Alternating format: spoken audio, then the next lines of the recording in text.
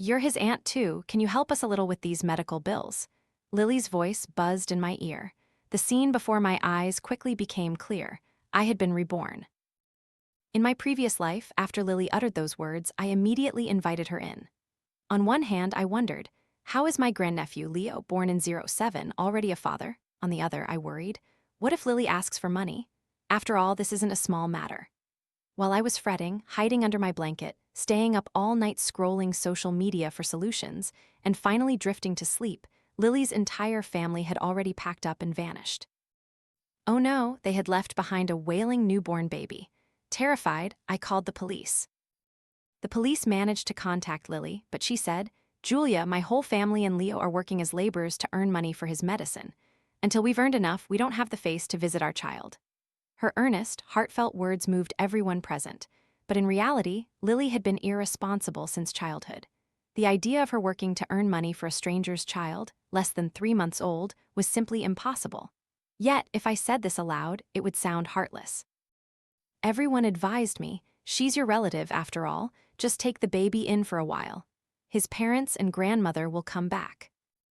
I told Lily, I don't know how to care for children. Tell his parents to come here. She replied, my son is only 18, he doesn't know how to take care of a baby. The baby's mother isn't even registered as married to him and left a long time ago. If you don't take this baby, we'll just abandon him. Then she blocked my number. I called Aunt Clara, who rushed from the countryside to pick up the baby. But on the way home, Aunt Clara was in a car accident and died on the spot. Only the baby, Ben, held tightly in her arms, survived. Lily then blamed everything on me. If you hadn't called my mother, how could she have died? She wasn't even 60. You have to take responsibility. My heart was heavy with guilt. I broke up with my fiancé, Ethan. I didn't dare to marry, didn't dare to have children, and shouldered all the medical, living, and educational expenses for Ben from childhood to adulthood, treating him like my own son. He had a congenital heart condition, requiring hospital visits every few days. I stayed up nights caring for him, raising him carefully. When his biological father got married, I even gave them money for the wedding gift. I only thought that since I raised this child, it was a small compensation for them, and perhaps it would make them care more about their son. Yet, when Ben grew up, he claimed that I had torn his family apart, separating him from his parents and relatives from a young age. When I suffered a stroke and was bedridden, he conspired with Lily and Leo, smothered me with a duvet, inherited all my assets, and then reunited with his biological parents. Heaven had eyes and gave me a chance to start over. Money? What money? I don't have any money. This time, my mouth reacted even faster than my brain. Lily didn't believe me. No way, Julia. You've been working for over 10 years. How can you not have money?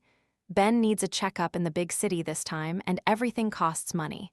You're his aunt. How can you say something so heartless?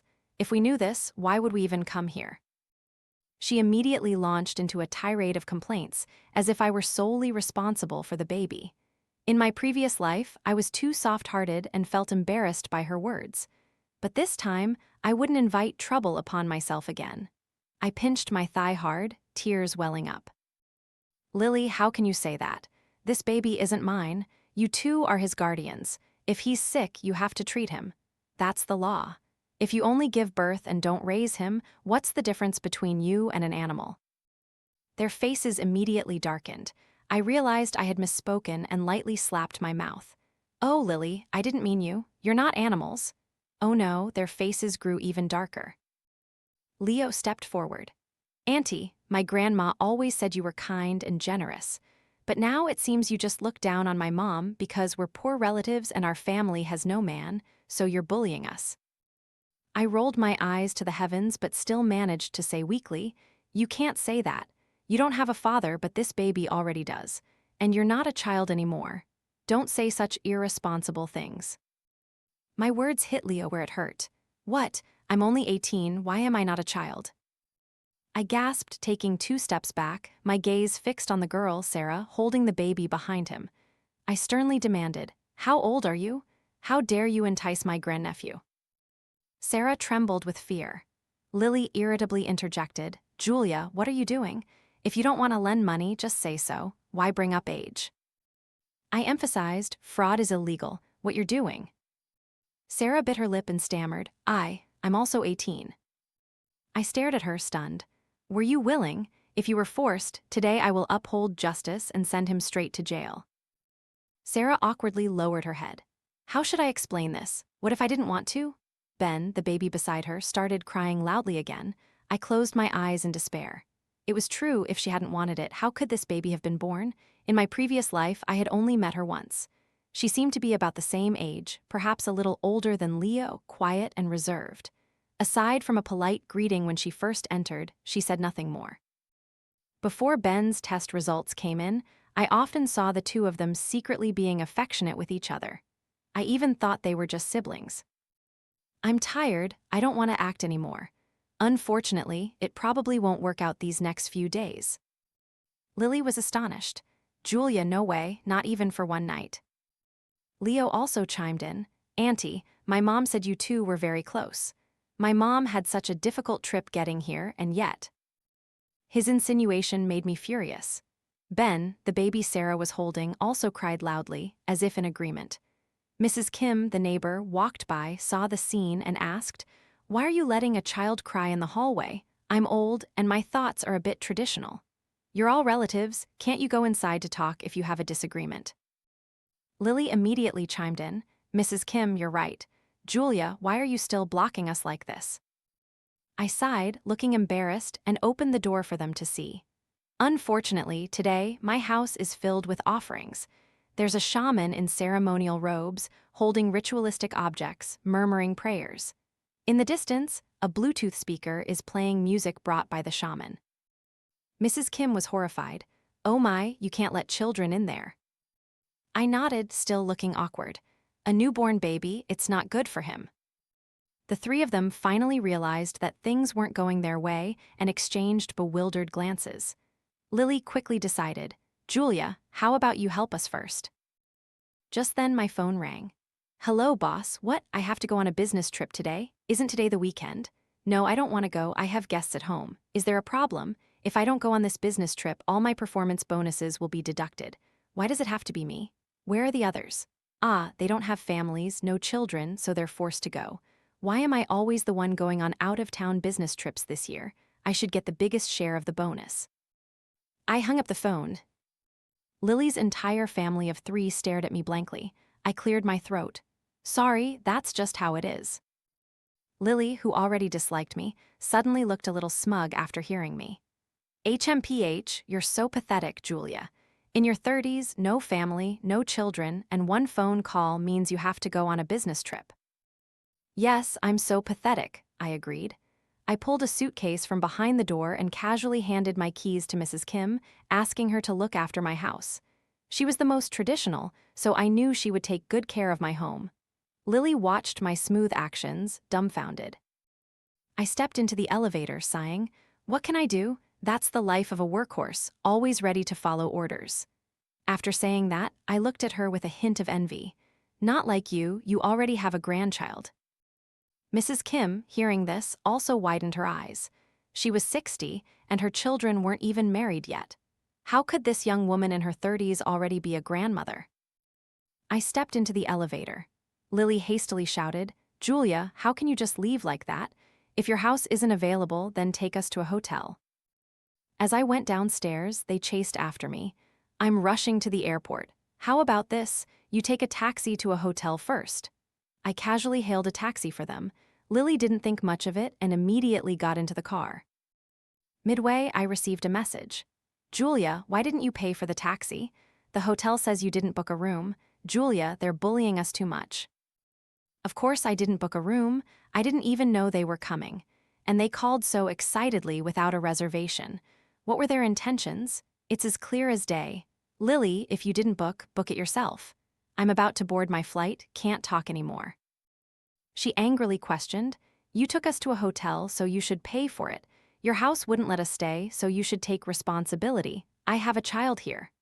On the other end of the line, a gentle voice from a staff member advised, "Ma'am, please lower your voice. You're scaring the other guests." Lily panicked. "Julia, transfer me 20,000 yuan first. This hotel is too expensive, almost 1,000 a night. The baby is waiting for his aunt's lucky money." Leo, on the other end, also urged impatiently, "Auntie, hurry up." Sarah also whispered, Didn't you say your aunt has money and is willing to spend it on you? Am I your only nephew? You tricked me the whole time." Then came endless arguing. The whole family's noise infuriated me. I hung up the phone, and the world suddenly became quiet. Their misfortune, what did it have to do with me? The experience of my previous life had taught me a truth: if you pity others, you will bear their karma. The business trip was a ruse. Making full use of my accumulated compensatory leave before quitting was the real plan. Coincidentally, a travel guide I knew had posted on his social media about transferring a spot on an African safari trip. The original owner was selling it at an 80% discount. I checked, and my visa was still valid. So I went to my boss and requested my annual leave and compensatory leave. Combined with weekends and holidays, I got a total of 20 days. Fortunately, the company always wanted to downsize and hoped we would resign voluntarily, so they quickly approved my leave application. After that, I turned off my phone. The African savanna, which I had yearned for my entire previous life, remained unseen until my death. Looking at the vast, boundless savanna, this feeling of freedom and expansiveness was truly captivating. "Hello, excuse me, is this seat taken?" A familiar voice made me instinctively look up. When the face from my memories appeared before me, I covered my mouth, almost bursting into tears. It was Daniel. The gentle, polite man asked again, "Ma'am, why are you crying?" I covered my face with both hands, afraid I wouldn't be able to control myself and would embrace him. "Do you need any help?" I shook my head, my voice choked with emotion. "No, I just remembered some happy things." He raised an eyebrow, clearly unconvinced, but his politeness prevented him from asking further. I recalled my previous life. Because of Aunt Clara's death, I bore immense pressure. It was then that Daniel appeared. When I was so stressed that I cried all night, he had said that if he had the chance, he would definitely take me to see the African savanna. The majestic feeling of the sky and earth, the expansiveness that felt like embracing the whole world, could dissolve all pressure. We had kissed under a starry sky. But in the end, all hopes were shattered by unexpected events. I was forced to adopt the 3-month-old baby, bound by Lily's family with their moral judgment. "If you get married and have your own child, what about my grandnephew? Won't he be living off others?" Lily had secretly hired someone to hit Daniel with a car, injuring him. I suggested we break up. Daniel said, "I'm not afraid. I'm willing to share the responsibility of caring for the child with you." But I was afraid. He was young, he didn't know the cost of a promise. Rather than both of us suffering in regret later, it was better to let this love end here. I rejected him, and every day after, I secretly felt lucky. Such a painful life, there was no need to drag another person down into the mud. But now I looked up. There was no one here. "You can sit. The African sun is too harsh, just like me." In the days that followed, Daniel and I got to know each other again, starting from scratch on Tanzania's Serengeti Plains. We witnessed the greatest wildlife migration on Earth, marveling at the lions and leopards in the Ngorongoro crater that I had only seen on TV before, feeling the planet's most primitive laws of nature. A quiet, unspoken intimacy blossomed between us. It turned out that with the right person, even a second chance still felt right.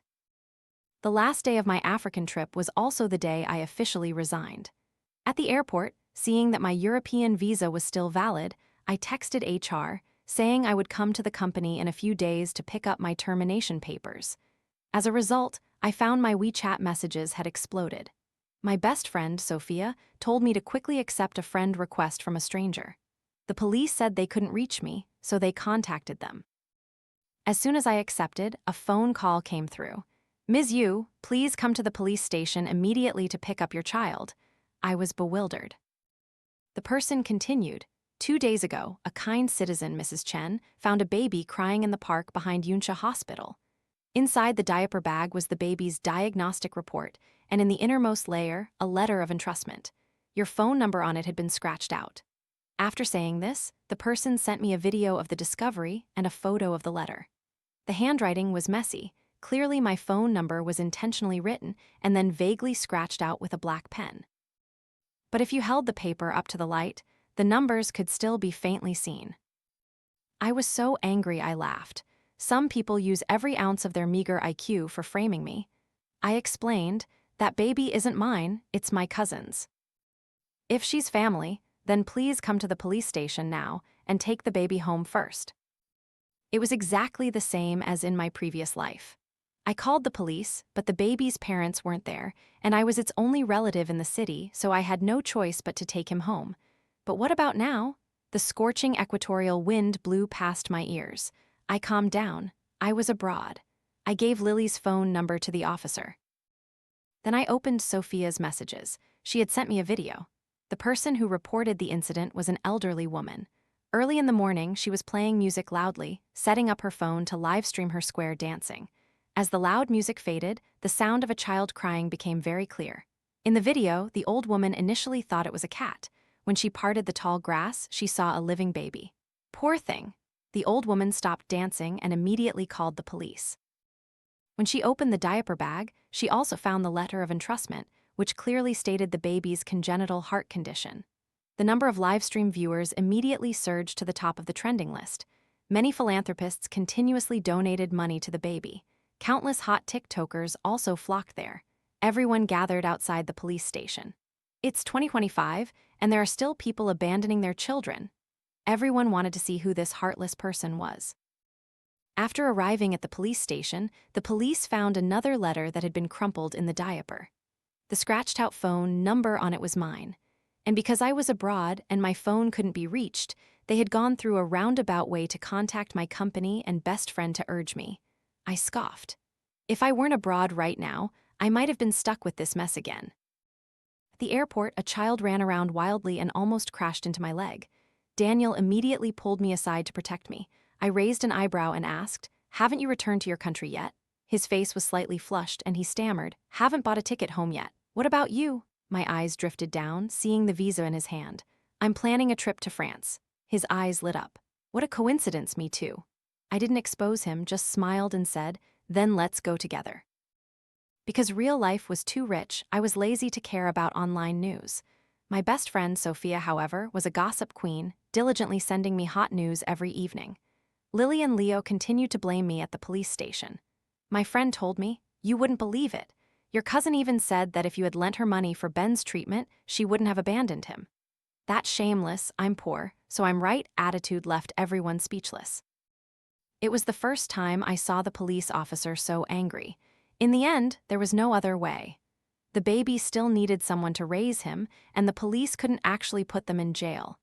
After a warning, Lily had no choice but to take the baby back. Your cousin is something else. Seeing all those cameras pointed at her, she calmly cried about being poor.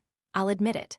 In that video, some netizens, unable to bear seeing the child suffer, directly transferred money to her. Realizing she could live stream her plight to earn money, she spent every day just holding the baby in front of the camera.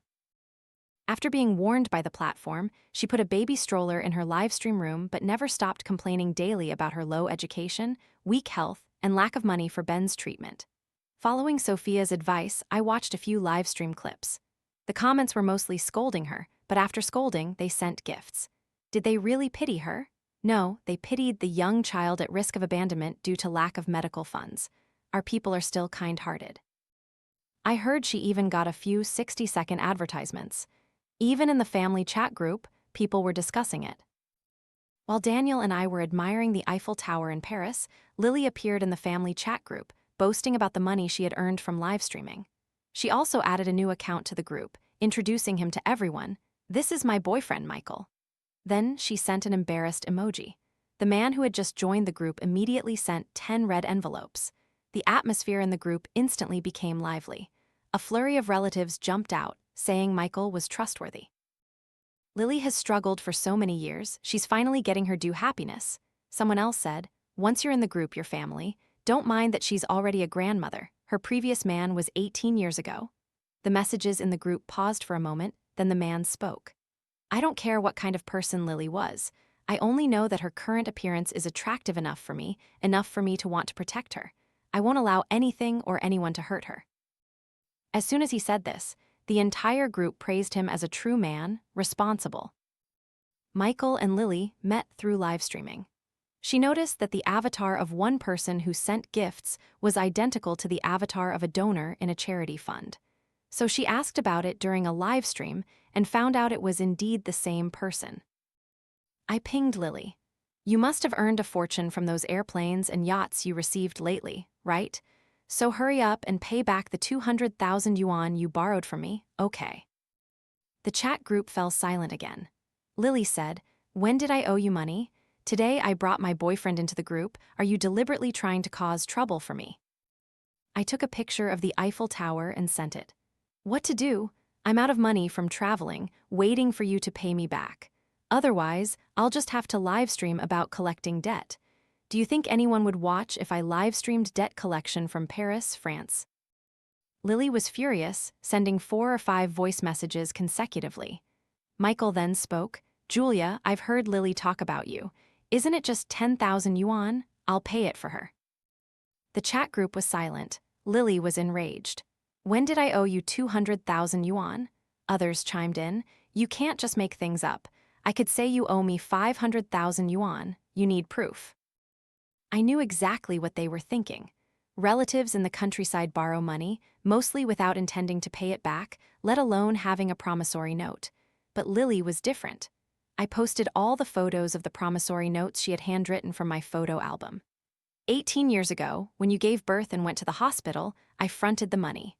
At that time, I simply thought the child wasn't mine, so there was no need for me to spend money. Here's the note where you said you didn't have money for the child's vaccinations, no money for formula, and forgot to buy children's health insurance. As a result, Ben caught a cold and was hospitalized, and you wrote a promissory note to borrow 20,000 yuan from me. When children got sick, they came to me, and I couldn't just stand by. My parents died in a car accident, leaving a large compensation sum in their account.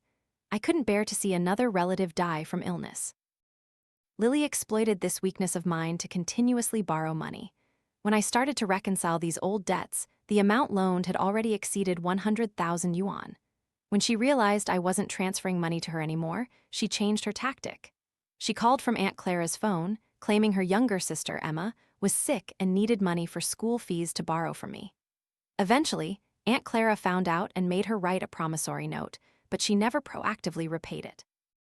Lily was furious, not wanting to lose face in front of her beloved. "Julia, I'll pay it back right now."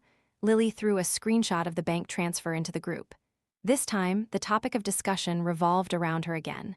The chat group was no longer just for older people, many young people also appeared. How did she get rich? Live streaming makes that much money? Please teach us. At this point, she triumphantly said, "Actually, I brought Michael into the group because I wanted to lead everyone to get rich together. He has a friend who opened a beauty salon. Half a month ago, I invested money in the salon to help them get through the most difficult period. I only invested 200,000 yuan, and now, after half a month, the profit share is already 100,000 yuan." Someone in the group was skeptical. She calmly posted a screenshot. "If my cousin had delayed asking for the debt by half a month, maybe I could have even sponsored her plane ticket home. It's a shame some people are too harsh on their own relatives. Even if I earn money, I won't bring such people along." Her words were full of innuendo. The relatives in the group eagerly urged, "Tell us, tell us." Even Uncle John, who was usually quiet, spoke up in the group. "Spill it." Michael's friend opened a beauty salon and is now preparing to move back to the countryside. I'm going to take over his share. As for the capital, don't worry, Michael can negotiate. I myself have almost 100,000 followers and traffic during this time. I'll use my influential account to attract traffic for the investment.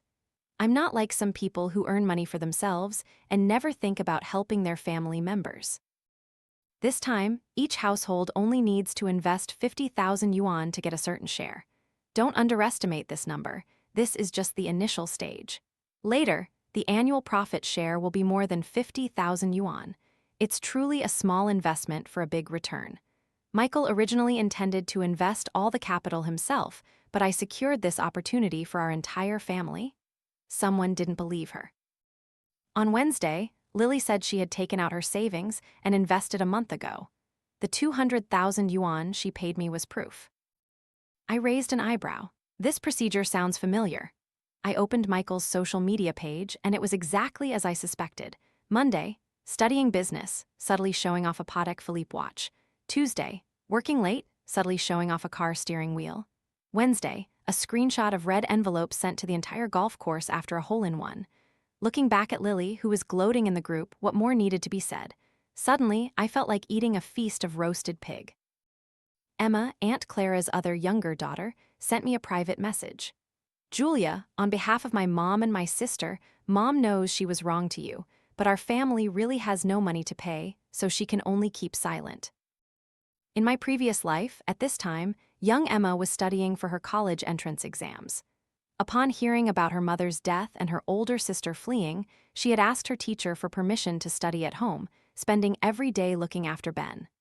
On the day of her college entrance exam, because the baby had a fever, she missed the literature exam.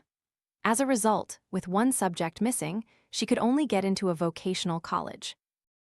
Meanwhile, her older sister, Lily, was busy arguing with me about custody, funeral expenses, and other compensation, showing little concern.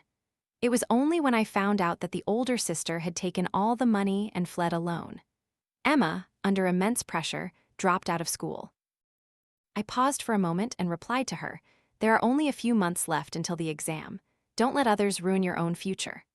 Young Emma was even a year younger than Lily's son, Leo, but with an unreliable father, a weak mother, and a rebellious older sister, she had matured astonishingly early. Your college entrance exam is the most important thing for you. Don't waste your emotions and energy on things that are already destined to have no outcome. Let me and your older sister handle the money matters. She sent a polite emoji. I also transferred a small red envelope to her for safekeeping. Returning home after my trip, all the relatives in the group decided to invest their money. Lily's beauty salon also had a grand opening. On her social media, she flaunted her boyfriend, her house, her car. While Daniel and I were having coffee, she sent me an e-invitation to her wedding. "Julia, you absolutely must come. You used to say I was foolish, that falling in love and having children early wasn't good. But now I have a husband, a child, and a grandchild. After going through so many storms, I'm only 34 and the second half of my life will be filled with happiness. Look at you, clearly older than me, yet you haven't even started your own happiness. I'm inviting you to my wedding. You absolutely must come." I replied, "Of course." The timing for the pig slaughtering feast was nearing its curtain call. On the wedding day, Lily was bustling about, but the groom, who should have been by her side, was nowhere to be seen. She proudly said, "My husband went to pick up a highly respected elder. Traffic is bad, but he'll be here soon. He's a very important person." I remained unfazed. Her boasting went unnoticed. Seeing Daniel beside me, she asked, "This is?" I smiled, "He's my boyfriend." Daniel politely greeted Lily, "Hello." The smile on Lily's face almost froze. He's younger than me." Daniel nodded. "I'm 29 this year, not exactly young anymore." Her eyes widened. "Julia, aren't you a cougar preying on young grass?" I glared at her. "At our age, if we don't find someone a little younger, then what?" She forced a laugh, as Michael was 15 years older than her. I knew this was her lingering trauma. At 16, she secretly had an affair with a classmate and had no knowledge of contraception. After giving birth, both parents grew to resent each other. Because of this, she always felt that young people were untrustworthy. If her partner back then had been an older, stable man, she wouldn't have had to suffer so much with a child. That's why when Michael, a man nearly 50 but handsome, elegant, and looking like a successful person, appeared, she fell head over heels. This was the mature man she had longed for over a decade. The wedding began, the bride in her veil. On the groom's side, something seemed to have gone wrong, causing a bit of a stir. Music played after the MC's brief speech. "Please invite the groom to the stage. Please invite the groom to the stage." "Where is the groom?" 3 consecutive calls went unanswered. Lily frantically took out her phone and called. 1 call, 2 calls, 3 calls, no one picked up. She hitched up her dress and ran to find the groomsmen. "Where's Michael? Where's Michael?" The groomsman brushed her hand away. "Michael, your husband ran off. What about our part-time work money?" Lily stared wide-eyed at the 2 elderly people at the main table. The 2 old people, roused from their seats, were still bewildered, their ears not catching everything. It wasn't until the MC shouted into their ears with a microphone, asking about the situation, that they tremblingly put down their chopsticks. "No," they said, "free food, so I just came." Lily collapsed to the ground, her face filled with shock. The old couple also grew anxious. "So, are they still giving out chicken eggs after the party ends?" The scene devolved into chaos. I was preparing to celebrate Daniel's birthday when I was called to the police station. It was then that I fully understood everything. Michael's charity fund had donated 1,000 yuan to Ben. Among a pile of 5 yuan, 10 yuan donations, this number stood out significantly. When Lily was live streaming, she noticed that the name and avatar of one gift giver were identical to those of a donor in the charity fund. So she asked about it during a live stream and discovered it was the same person. The two began chatting on social media. He pitied her for being naive and foolish, making mistakes, and having to struggle to raise a child. Clearly, she was only in her 30s but had already experienced half a lifetime of ups and downs. Tears welled in her eyes, feeling that finally, someone in this world cared for her. Moreover, he claimed to possess vast wealth. Over 50, yet no woman had ever entered his heart. Wasn't this her destined true love, waiting just for her? The two quickly met in person. Michael began to pursue Lily madly. In her youth, being with Leo's father had simply involved drinking bubble tea together and spending all her pocket money on him. She had never experienced this kind of pursuit, involving luxury cars and mansions, before. Given time, two people in close proximity often develop feelings, but Michael was not consumed by love. He harbored intense affection. "I love you, so I must save you," he advised Lily. "Why don't you take advantage of your current popularity and use this opportunity to build a solid foundation for yourself?" He claimed to be a supplier of medical equipment for beauty salons and knew a salon owner who was about to move back to her hometown and wanted to transfer her business to recover her investment. He said that if Lily invested just 500,000 yuan, after the grand opening, the net profit would be at least 100,000 yuan a month. Michael said he would be fully responsible for the operation and management of the salon. Lily only needed to contribute capital and traffic, then just wait to earn money. To gain Lily's trust, he even took her to see the salon's customer traffic, along with actors who had been colluding beforehand to deceive her. Under his persuasion, Lily initially invested a small amount of money. A month later, Michael lured Lily further into his trap. Seeing such high profits, Lily had an idea. What was so great about investing and sharing profits? Why not invest more and open another beauty salon? But what if she didn't have enough capital? She didn't have enough, but her relatives had money. In this day and age, asking to borrow money would definitely not work. But if she talked about investing a small amount and then waiting to share profits every month, people would be willing to chip in a little. And now, Michael had used 200,000 yuan as bait, raised millions of yuan from Lily and her relatives, and then fled with the money. Lily was arrested for illegal fundraising and fraud. She screamed hysterically, No, I surveyed all those shops. I even had tea with the owner. She invited me to eat, and there really were customers inside during the survey. On the grand opening day, so many people came. How could Lily accept that she had been deceived by a man again?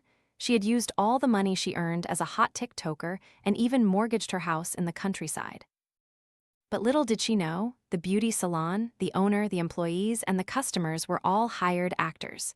To keep Lily hooked, Michael had let her personally plan her dream wedding. It was her first wedding, and she poured her heart and soul into it, doing everything herself. She was so busy that when Michael said he was going to pick someone up, she didn't think much of it. What groom goes to pick up guests himself?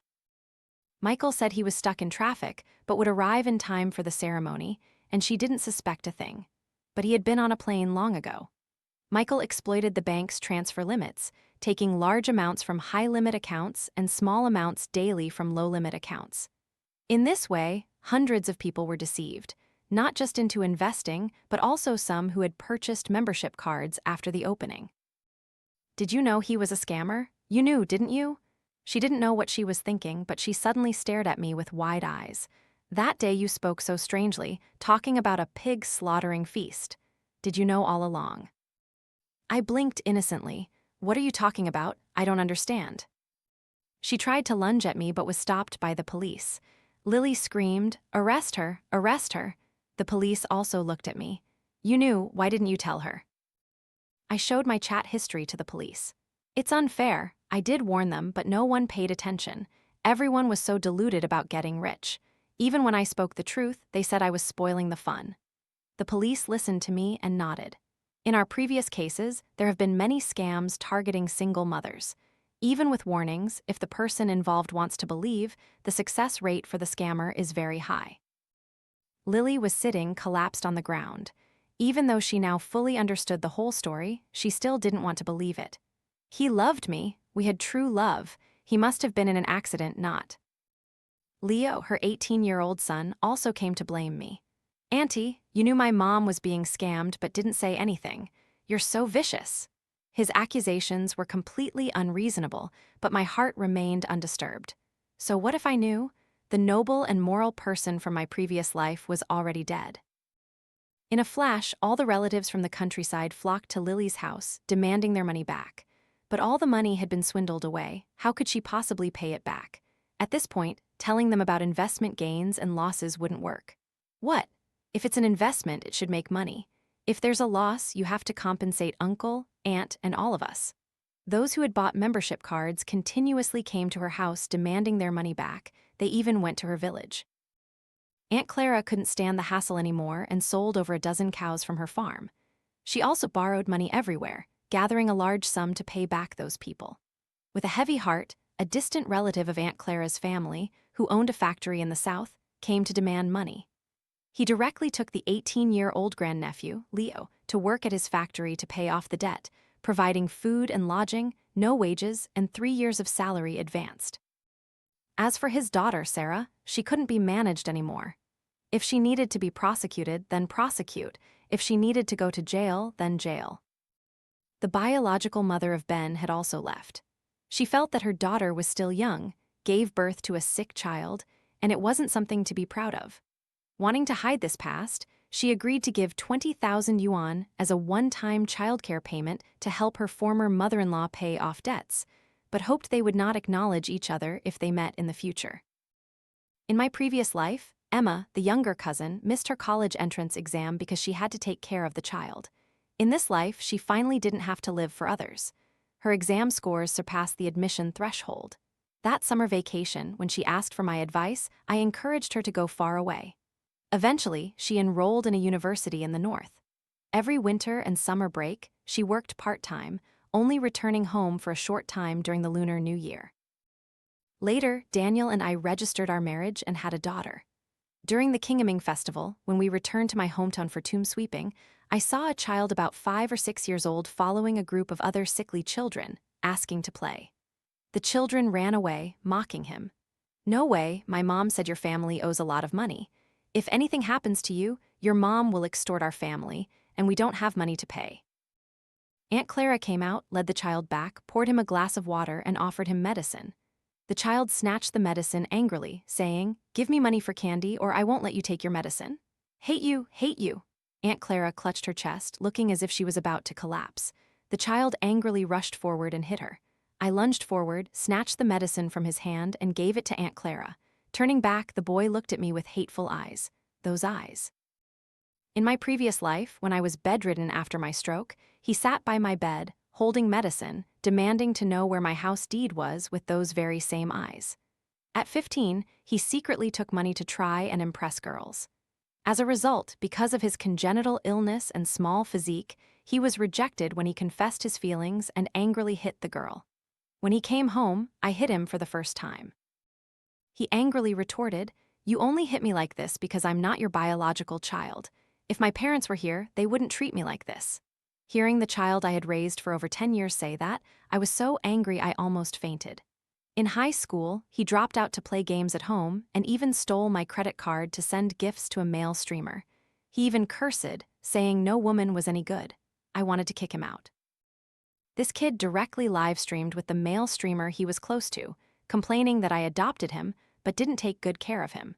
He fabricated stories about me beating and abusing him, causing his body to be frail and requiring frequent hospital visits, concealing the truth about his congenital illness. Using biased words, he posted numerous hospital bills, employing an insidious and suggestive writing style to create conflict. Now this child, not yet 5 years old, ran up to me and questioned, "My grandmother said you wouldn't adopt me. Why? I'll be good." I looked at him coldly. "I am your aunt, not your parents." Daniel grabbed him by the back of his collar and threw him away. "Go find your parents, don't come here to cause trouble." This child's lips were purple, and his temperament was unruly. No wonder the other children didn't dare to play with him. Daniel also said he didn't want to deal with it anymore. Right, in my previous life, those imported special medicines cost tens of thousands for one injection, one dose a month until adulthood. This life, there was nothing. His future was already clear.